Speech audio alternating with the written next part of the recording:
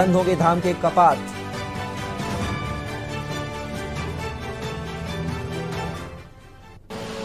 आप देख रहे हैं के न्यूज, खबरों का सारथी। नमस्कार, खबर उत्तराखंड में आप सभी का स्वागत है। मैं हूं कपिल मिश्रा। खबरों में बात करेंगे हरिद्वार की। हरिद्वार दौरे पर मुख्यमंत्री पुष्कर सिंह धामी 11 बजे पहुंचेंगे हरिद्वार के Shyampur.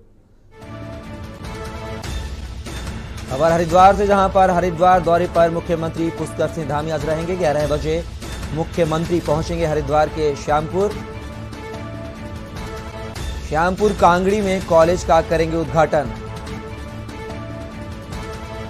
Divine college of nursing paramedical sciences का उद्घाटन। मुख्यमंत्री को दौरे को लेकर सुरक्षा के कड़े इंतजाम। दिव्य प्रेम सेवा मिशन न्यास के डिवाइन कॉलेज का होगा उद्घाटन। हरिद्वार दौरे पर मुख्यमंत्री पुष्कर सिंह धामी 11 बजे मुख्यमंत्री पहुंचेंगे हरिद्वार के श्यामपुर। हरिद्वार दौरे पर मुख्यमंत्री पुष्कर सिंह धामी 11 बजे मुख्यमंत्री पहुंचेंगे हरिद्वार के श्यामपुर कांगड़ी में कॉलेज का करेंगे उद्घाटन। Divine college of nursing paramedical sciences का उद्घाटन। मुख्यमंत्री के दौरे को लेकर सुरक्षा व्यवस्था के पुख्ता इंतजाम। दिव्य प्रेम सेवा मिशन न्यास के डिवाइन कॉलेज का होगा उद्घाटन।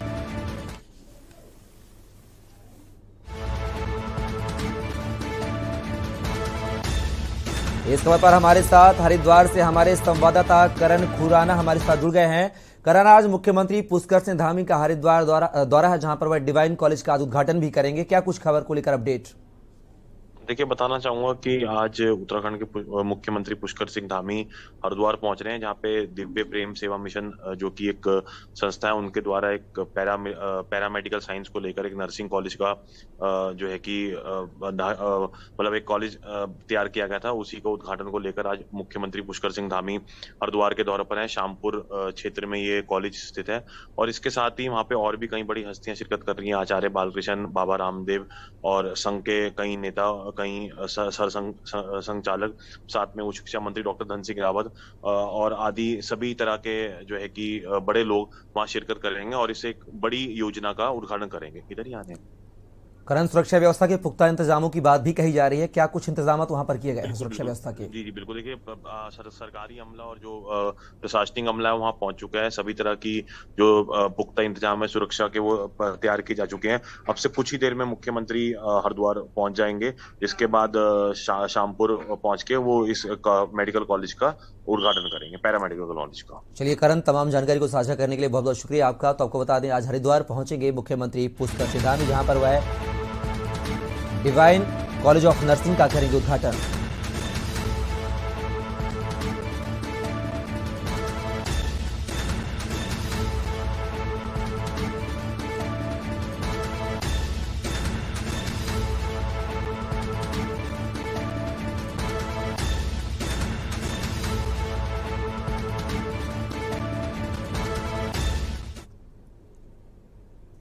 लाल कुआं विंदुखता क्षेत्र में वैसे तो कई ऐसे फौज के जवान हैं जिनकी वीर कथा हमेशा याद आती है और देश के लिए बलिदान भी दे चुके हैं। इसमें से एक शहीद मोहन नाथ गोस्वामी, अशोक चक्र विजेता, जो देश के खातिर दुश्मनों से लोहा लेते हुए वीर गति को प्राप्त हो गए। शहीद मोहन नाथ गोस्वामी जब शहीद हुए थे, तब सरकार ने उनके परिवार से कई ढेर सारे वादे किए थे और कहा था कि शहीद मोहन नाथ गोस्वामी के नाम पर बच्चों के खेलने के लिए मिनी स्टेडियम बनाया जाएगा, जो आज तक 3 सरकारें चली गईं पर वह नहीं बन पाया। उत्तराखंड में जब कांग्रेस की सरकार थी और हरीश रावत मुख्यमंत्री थे, तब मिनी स्टेडियम की मांग उठी और सरकार, कांग्रेस ने जमीन तलाशना चालू कर दी। जमीन मिलने के बाद भी भाजपा मौजूदा सरकार ना तो स्टेडियम बनवा पाई है और ना ही स्टेडियम का काम चालू हुआ है। ऐसे में लगता है कि देश के खातिर शहीद जवानों को, उनके परिवार वालों को सिर्फ जनप्रतिनिधि और सरकार ठगना ही जानती हैं और आश्वासन के अलावा कुछ नहीं लेती हैं।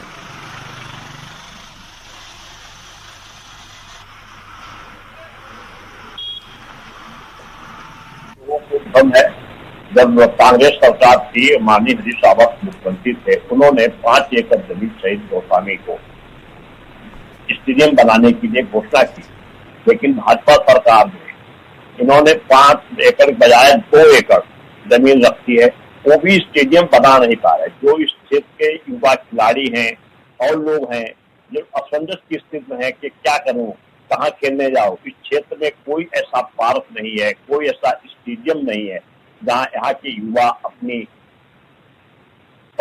जो अपनी मेहनत है, जो अपनी यहाँ की युवा लोग खेल से वंचित चल रहे हैं, जो अपनी कहाँ जाके खेलें, कहाँ जाके अपना कार्य क्षमता दिखाएं, जिससे वो लोग आगे नौकरी में जाएं, लोग खेल के आगे बढ़ें। लोगों के अंदर बहुत ही स्पर्धा है। पौड़ी जिले के शिक्षा विभाग पौड़ी के सभागार में मुख्य शिक्षा अधिकारी डॉक्टर आनंद भारद्वाज की अध्यक्षता में जनपद के 15 ब्लॉकों के खंड शिक्षा अधिकारियों व उप शिक्षा अधिकारियों की एक बैठक आयोजित की गई, जिसमें मुख्य शिक्षा अधिकारी डॉक्टर आनंद भारद्वाज द्वारा विद्यालयों में सरकार द्वारा संचालित योजनाओं की जानकारी ली गई। आयोजित बैठक में विद्यालयों में मौजूद रिक्त पदों, पठन पाठन व्यवस्था, परीक्षा परिणामों, समग्र शिक्षा के तहत चलने वाले कार्यक्रमों तथा जर्जर विद्यालय भवनों की स्थिति को लेकर चर्चा की गई। जानकारी देते हुए मुख्य शिक्षा अधिकारी ने बताया कि बैठक में उपस्थित सभी अधिकारियों को मरम्मत कार्य से ठीक हो सकने वाले विद्यालयों को जर्जर भवन की श्रेणी से हटवाने के लिए निर्देशित किया गया, तो वहीं आगामी बोर्ड परीक्षाओं के परिणाम बेहतर हो सके, इसको लेकर भी कई अहम दिशा निर्देश दिए गए।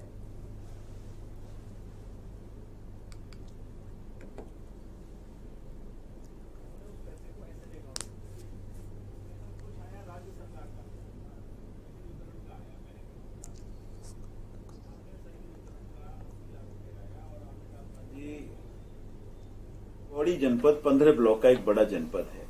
तो जनपद में जो हमारी सरकार के द्वारा योजनाएं लागू की गई हैं वो किस तरीके से संचालित हैं, इसकी समीक्षा करने के लिए प्रतिमाह मासिक बैठक आयोजित की जाती है।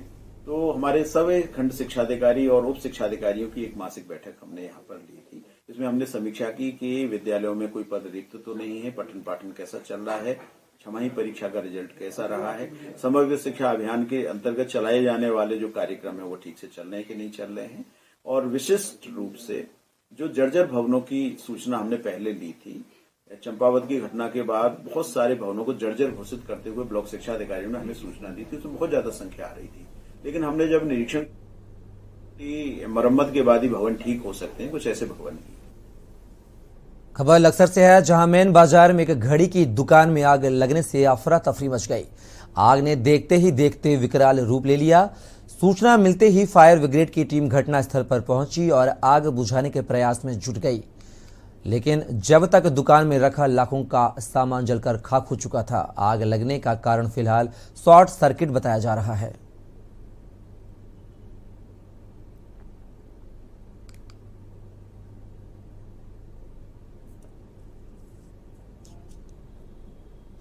हमें जैसे सूचना मिली थी कि बाजार में धर्मशाला के सामने घड़ी की दुकान से आग लगी है।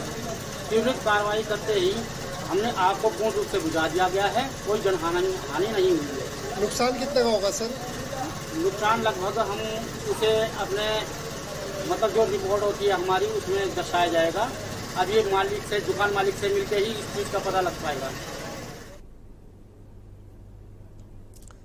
लालकुआं नगर पंचायत सीमा विस्तार की एक बार फिर से क्षेत्र के कद्दावर नेता एवं नगर पंचायत के पूर्व अध्यक्ष पवन चौहान ने मांग उठाई है। उन्होंने नगर पंचायत क्षेत्र में पिछले 10 वर्षों से चल रहे धीमी गति से विकास कार्यों पर जिम्मेदार लोगों की नाकामी बताई। साथ ही उन्होंने कहा कि नगर पंचायत का सीमा विस्तारीकरण कराने की बात को लेकर वे अपने स्टैंड पर अभी भी कायम हैं और नगर पंचायत का सीमा विस्तारीकरण कर आसपास के क्षेत्रों को भी विकास योजनाओं का लाभ दिलाना उनकी प्राथमिकता है।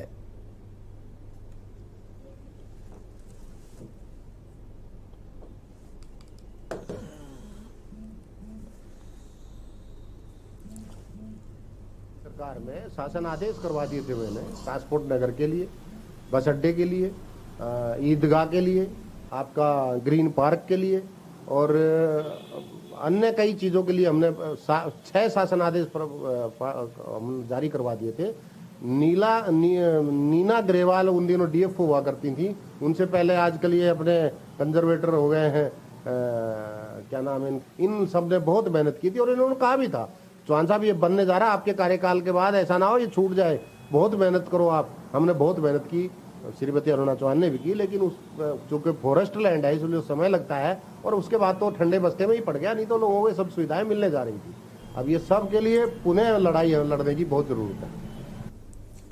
फिलहाल वक्त ब्रेक का, जल्द लौटेंगे, आप बने रहिए के न्यूज के साथ। आप देख रहे हैं के न्यूज, खबरों का सारथी। देखें कौन नया खिलाड़ी आया है, समझा देते हैं, प्यार से समझाएंगे। ये तो अपनी जुबान है। जुबान एक हो तो दिल भी एक होने चाहिए। विमल बोलो जुबान केसरी। कोर्ट कचहरी के ना लगे चक्कर, सबसे अधिक यही है बेहतर। लेकिन बढ़ ही जाए पाला तो कहां जाए, क्या करें? घबराए नहीं, अब हर मुश्किल होगी आसान। के न्यूज इंडिया पर वकील आपका देगा समाधान। कीजिए कॉल, पूछिए अपने सवाल।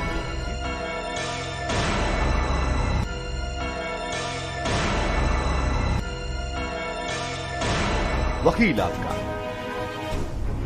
हर रविवार दोपहर 3 बजे केवल के न्यूज इंडिया पर। देखें कौन नया खिलाड़ी आया है, समझा देते हैं, प्यार से समझाएंगे। ये तो अपनी जुबान है। जुबान एक हो तो दिल भी एक होने चाहिए। विमल बोलो जुबान केसरी।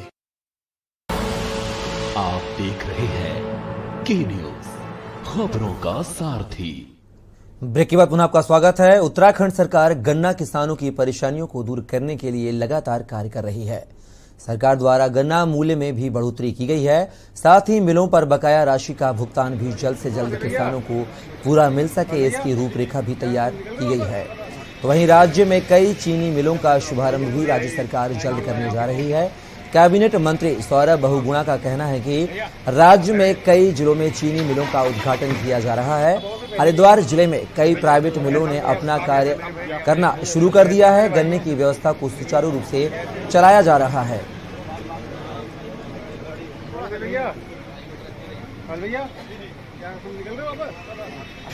हमारी जितनी भी पराई सत्र हैं लगभग शुरू हो रहे हैं। 17 तारीख को मैं नादेही चीनी मिल का शुभारंभ करने जा रहा हूँ पराई सत्र का। 18 को सितारगंज मिल का होगा।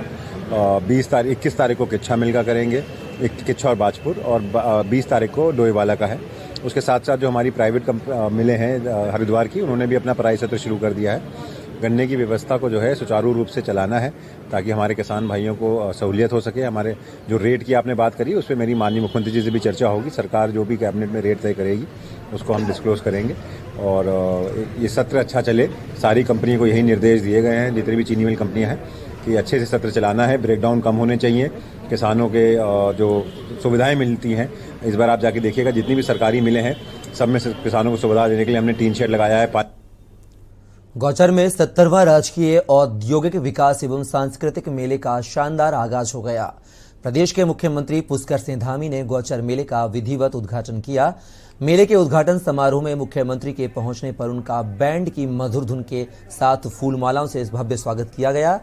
इस दौरान मुख्यमंत्री ने ऐतिहासिक गौचर मेला मैदान को मिनी स्टेडियम के रूप में विकसित करने और गौचर मेले के सफल संचालन के लिए 10 लाख देने की घोषणा की।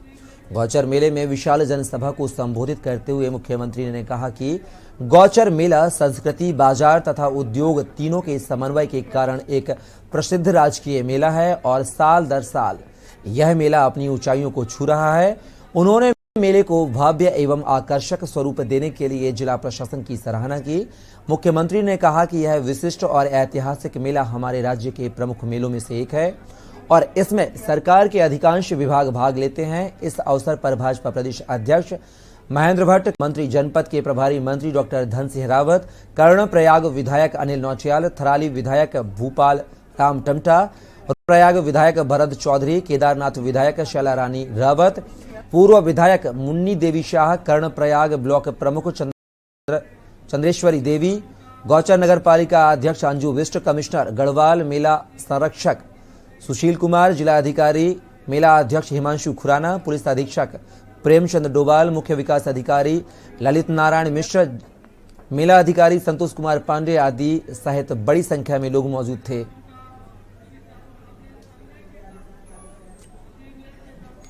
सांस्कृतिक धरोहर को, हमारे लोक संस्कृति को बढ़ाने में बहुत बड़ा योगदान देते हैं। और ये गोचर का मेला तो वैसे भी हमारा बहुत पुराना मेला है, 70वां ये मेला आयोजित हो रहा है। यह जहाँ इसकी शुरुआत भारत तिब्बत के व्यापार को बढ़ाने के लिए, मैत्री को बढ़ाने के लिए आरंभ हुआ था। आज ये औद्योगिक क्षेत्र में, अन्य क्षेत्रों में, यहाँ के लोगों के रोजगार के क्षेत्र में, व्यापार के क्षेत्र में लगातार लोगों के प्रोत्साहन के लिए, लोगों की आजीविका को बढ़ाने के लिए ये मेला बहुत ही हमारा एक उत्कृष्ट मेला है।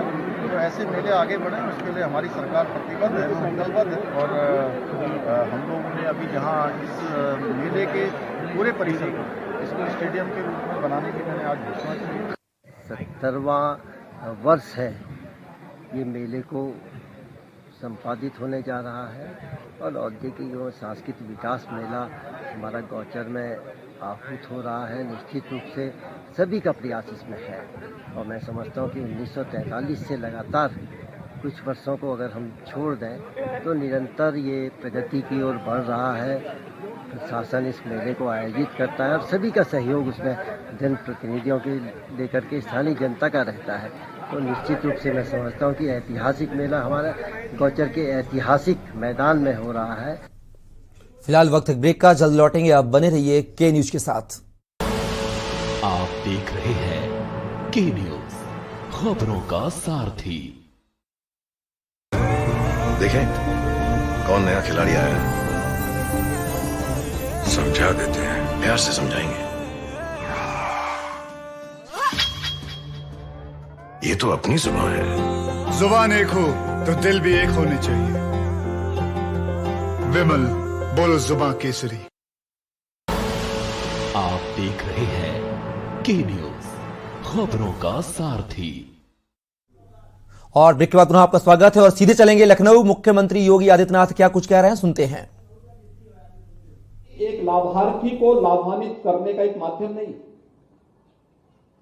बल्कि उसके आर्थिक उन्नयन की दिशा में प्रधानमंत्री मोदी जी के मार्गदर्शन और नेतृत्व में किए जाने वाले कार्यक्रमों का एक अभियान की कड़ी भी है। आज जनजातीय गौरव दिवस पे मुझे थोड़ी देर में सोनभद्र जाने का अवसर प्राप्त होगा।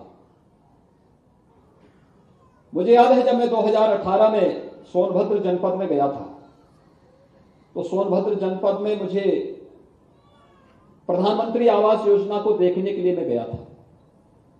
क्या प्रगति है जनजातीय क्षेत्रों में, वनवासी क्षेत्रों में क्या हुआ है। तो वहां मकान बने हुए थे, मकान बन, सभी लोगों के कुछ के मकान बन चुके थे, कुछ के बन रहे थे। लेकिन उसी में एक महिला, वनवासी महिला थी, उसने मुझे कहा कि मुझे भी एक कॉलोनी चाहिए, मुझे नहीं मिला है। ऐसा था कि जब एससीसीसी के सर्वे हुए थे 2012 में, 11-12 में, तब न केंद्र में भारतीय जनता पार्टी की सरकार थी, न राज्य में भारतीय जनता पार्टी की सरकार थी। राजनीतिक भेदभाव और उन राजनीतिक संकीर्णताओं का शिकार एक बड़ा तबका बना था। उन्हें वंचित कर दिया गया था, उन्हें सूची में नाम नहीं उनका डाला गया था। एक बड़ी संख्या ऐसी थी जो इन योजनाओं से वंचित थी। तो मैंने प्रशासन से कहा, मैंने कहा इनको आवास क्यों नहीं मिला। तो बताया गया कि सेक्स सूची में इनका नाम नहीं है। मैंने कहा लेकिन पात्रता तो रखती है। उन्होंने कहा हाँ पात्रता तो रखती है।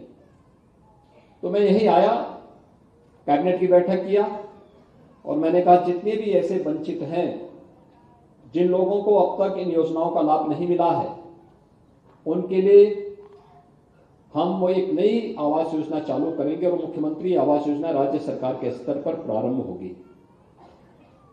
और मैंने प्रशासन से कहा, मैंने कहा पहले इसी परिवार को देना। सोनभद्र से वो प्रारंभ हुआ, हम लोगों ने उस महिला को आवास दिया। मैंने कहा 1 साल के बाद फिर मैं देखने के लिए आऊंगा कि इसका आवास बना है कि नहीं बना है। 1 वर्ष के बाद जब मैं उस क्षेत्र में फिर से गया और मैंने उसका आवास देखा, मुझे अपने घर में लेके गए, उसने अपना आवास मुझे दिखाया। आवास दिखाने के बाद उसने मुझे बताया कि उसने कहा कि मैंने 2 बड़े बड़े कमरे बनाए हैं, किचन भी बनाया है। मनरेगा के अंतर्गत जो से शौचालय का लाभ मिला, स्वच्छ भारत मिशन के अंतर्गत ही मिला और अन्य योजना से लाभ मिला, उसका भी लाभ उसको मिला, उसका भी निर्माण किया था। और मैंने उससे कहा, मैंने कभी पैसा तो हमने केवल आपको 1,30,000 रुपया दिया था वहां के लिए, क्योंकि नक्सल प्रभावित जनपद था, तो 1,30,000 रुपये इसकी राशि है। उसने कहा नहीं, कुछ पैसा हमने इकट्ठा किया था। आदमी मेरा पति जो है ठेला लगा करके कुछ पैसा कमा लेता है, तो उस पैसे को भी हमने लगाया, मकान बनाया है। और साथ साथ हमारे पास जो पैसा हमने मकान के लिए रखा हुआ था, कुछ पैसा पहले से, तो कहा अब मेरे घर में एक और परिवर्तन आया है कि मैंने एक भैंस भी ली है, उससे दूध मिलता है। दूध को मेरा पति तो ठेले से भी पैसा कमाता है, ठेला लगा के सब्जी फल आदि बेच करके पैसा कमाता है। मैं अपने घर गृहस्थी के कार्य के साथ साथ भैंस का दूध बाजार में बेच देती हूं, तो उसका भी अतिरिक्त आमदनी होती है। अब बच्चों को पढ़ा रहे हैं। जो यहां पर उप मुख्यमंत्री श्री केशव मौर्य जी कह रहे थे कि शासन की योजना व्यक्ति को अकर्मण्य नहीं बना सकती है, बनाना भी नहीं चाहिए। व्यक्ति को कभी भी मेहनत से, परिश्रम से भागना नहीं चाहिए। आज आपके पास आमदनी का कोई जरिया है, ईमानदारी के साथ हमें उसको बढ़ाने का प्रयास करना चाहिए। आपके पास एक पूंजी होगी तो आप अपने कारोबार को और आगे बढ़ा सकते हैं, अपने काम को और आगे बढ़ा सकते हैं। लेकिन हम इस कारण से चुपचाप बैठ जाएं कि साहब सरकार तो फ्री में देगी ही, कभी व्यक्ति को खुशहाल नहीं कर सकती। और हम शासन की योजनाओं के बारे में भी हमेशा इस बात को कहते हैं कि चयन की प्रक्रिया हमारी पूरी पारदर्शी होनी चाहिए, भेदभाव किसी के साथ नहीं होना चाहिए, योजनाओं का लाभ समान रूप से समाज के प्रत्येक तबके को मिलना चाहिए। जब बिना भेदभाव के शासन की योजना समाज के प्रत्येक तबके को मिलती है तो योजना यशस्वी बनती है। उस यश का कारण शासन भी बनता है, प्रशासन भी बनता है, उन्हें इसका श्रेय मिलता है, अपने विकास के मार्ग को आगे बढ़ाता है। लेकिन जब योजना अपात्रों को मिलती है, उसमें चयन की प्रक्रिया में भेदभाव होता है, वह योजना अपयश का कारण बनता है, घोटालों का कारण बनता है, और फिर चयन करने वालों को एक न एक दिन जेल की सीटों के अंदर जाकर के सड़ने के लिए मजबूर भी होना पड़ता है। और इसीलिए इतनी पारदर्शी व्यवस्था के अंतर्गत हम लोगों ने प्रदेश में बड़े पैमाने पर 1,63,00,000 से अधिक परिवारों के लिए हम लोगों ने शौचालय बनाए। कोई भेदभाव की शिकायत नहीं। जो भी लाभार्थी था, जिसके पास नहीं था, उन सबको दिया। जिनके पास चयन की प्रक्रिया में नहीं भाग ले पाए, फिर सर्वे करके उनको उपलब्ध करवाया गया। आवास योजना से जो लोग वंचित थे, उन सबको आवास उपलब्ध करवाया गया। और जिनका नाम सूची में नहीं था, ऐसे सभी लोगों को, जैसे आजादी के बाद मुझे आश्चर्य होता है, मुसहर जाति के लोग शासन की सभी प्रकार की योजनाओं से वंचित थे। हम लोगों ने अनिवार्य रूप से किया कि मुसहर जाति के हर परिवार को जमीन का पट्टा के साथ ही उन्हें आवास की सुविधा का लाभ भी मिलना चाहिए। हम लोगों ने अनिवार्य रूप से किया। वन्य गांवों में निवास करने वाले लोग बड़े पैमाने पर रहते थे, लगभग 54 ऐसी। तो लखनऊ में मुख्यमंत्री आवास योजना कार्यक्रम में जनता को संबोधित कर रहे थे और तमाम जो उपलब्धियां हैं बीजेपी सरकार की वह बता रहे थे। फिलहाल खबरों में बस इतना ही। आप बने रहिए के न्यूज इंडिया के साथ।